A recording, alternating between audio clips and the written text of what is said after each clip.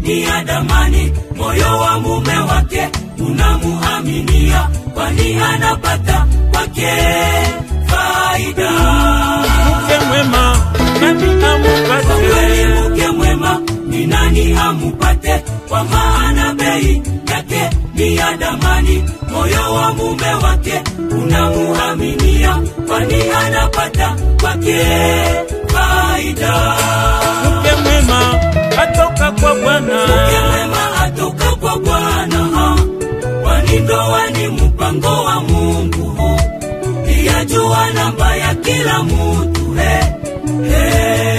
Mke mwema atoka kwa Bwana. Mke mwema atoka kwa Bwana, kwani ndoa ni mpango wa Mungu.